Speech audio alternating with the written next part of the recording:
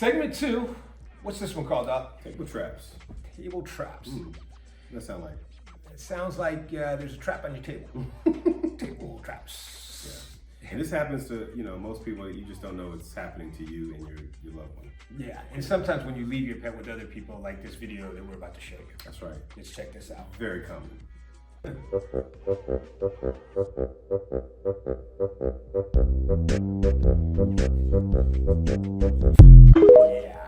Yeah, that was a little thick, right? A little thick. You see on the video they said, hey, we left our dog over the summer with our parents, and this is how the dog comes back. I mean, maybe, but I believe you. I take your face value, but no one wants to be the villain in these cases. And maybe they were the best they could, but I'm having clear disclaimers for those pet parents when they pass them out for summer vacations. Like, look, here's food, here's the time, I'm gonna check in, because that's hard to reverse. Right. That's and I'm guessing they're probably not giving him their normal food, right? They're probably in a situation where they're giving him a lot of table traps, like things that going around the table. Oh, they're giving them their normal food, plus, hence the plus size. Yeah, and these breeds that we're gonna look at today are very common to grab a lot of weight, accumulate weight very easily and fast. Yeah. And they're piggies, right? Is this a pig? That's a pug. Not a pig. Not a pug. Not a pug. It's a pug that look like a pig. There you go. Yeah. But that's a real life situation. That's like over 40-pound pug. And this one, this particular dog that we're looking at right now, this actually went to your emergency room. Correct. And then you just, in bad shape. They have a lot of conditions that we have. Obesity affects them the same way it affects us. They just can't talk or change the diet because a lot of people think this is cute. But do you think this dog, I don't know if you remember the case, but is this dog something that's only eating its food, or once again, it's getting a bunch of everything, things from the table, things from the trash, things from wherever it finds it? It's a habit, a family affair is what I call this, right? So I may have mom is on point, dad is not there or is loving it to death behind closed doors, or maybe everyone knows, look, it's dad. Everyone points the finger. Usually I have to talk to the kids to give me all the information because they are very no holds bar on the truth. So I like when kids come around because I get some reality. Number two, this is a very sensitive subject, right? I don't use the word fat. I like thick. Even obese doesn't ring a bell because a lot of these problems that come with this, they say, I know he's fat. So that's not it. That's exactly it. That's exactly it. From limping to just poor energy to laziness. Everything, all the above, aches and pains. And the older we get, the worse it's gonna be. And then you're also probably creating a bad habit for the pet, right? Because he's going to get used to a certain aroma, a certain scent that he's waiting for before he eats. And then when you try to give him something that'll actually help him, because I'm guessing that even when you see a dog like this, he's probably put on some form of a diet afterwards. Oh, right? For sure. And this breed specifically already has breathing issues, right? So the more weight I put around that neck and that airway, it's difficult to breathe. They're normal. So imagine putting another 30 pounds on a situation that had no business being there. There's a guy in line behind me the other day sound like that.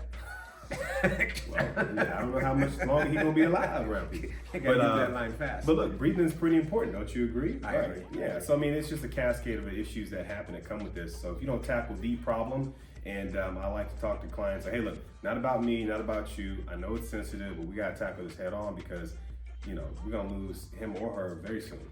And those aren't cool. That's very uncomfortable. Oh, and look at that. That's a cat. So it's not just for dogs.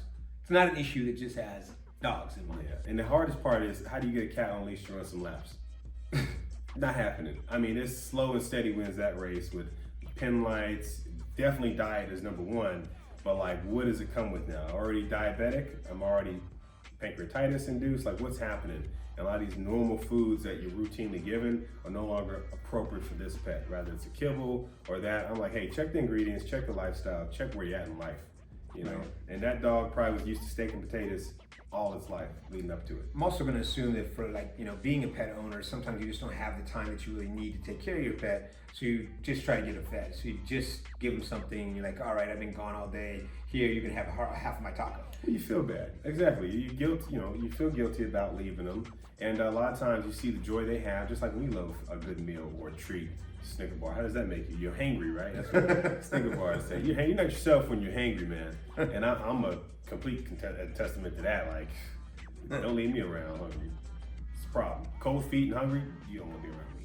Yeah, I thought this image right here was a good image to look at because it kind of gives you the idea of the effect of obesity. I believe that this particular dog was in your care as well, correct? Absolutely, yeah, it was sad.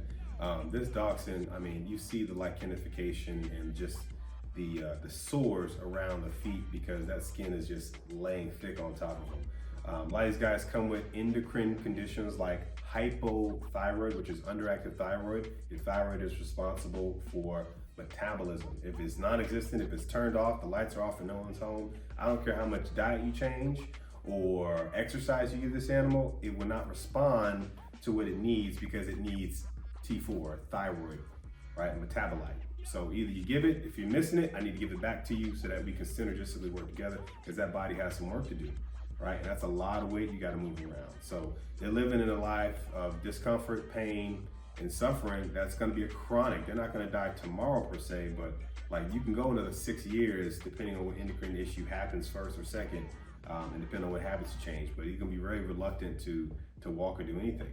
And like I think also the issue is a lot of people don't realize this is dietary related. This is food related. This is what you're feeding your pet. Yeah. And you know, you see a lot of commercials on TV now, and you see different types of dog foods, but you don't really know what the underlying problem is for your particular pet, right? For sure. So like that's another situation. And treats, right? You're still adding treats. Even if I have you on a good prescription diet or a diet that's appropriate for the caloric intake of this animal this year, for the lifestyle we may have to modify, right? Say you move, we don't take those into circumstance. Vegas, it's 120 degrees, right? So whatever you do right now in December is not what you're gonna be doing in August in Las Vegas, because I just can't do it, it's too hot. But if I don't assess the diet and transition down or appropriately, I'm gaining those calories and I'm a couch potato. And then the winter time, winter weight comes up, and then that cycle continues. And I'm aging, so I can't handle like I used to when I was cousin Ray Ray. Now I'm all about that. Now I'm Uncle Ray Ray, which turns to Grandpa Ray Ray, which turns to Great Great Grandpa Ray Ray if we get that far. Which turns to Grandpa in the Jar Ray Ray. Yeah. So it's sad. So you got to tackle those head on, guys, and it's something that's very sensitive, it's delicate, but to your point, I gotta know what I'm dealing with, right? Is it my fault, or is this the pet is dealing with something that we didn't know about? And I promise you, Doc, I've been doing the best I can. We exercise, we're very strict about him. I don't know how he's getting all this weight. I do, we gotta look into it. You gotta do some blood work, see what's up, assess the situation. Cool. Yeah.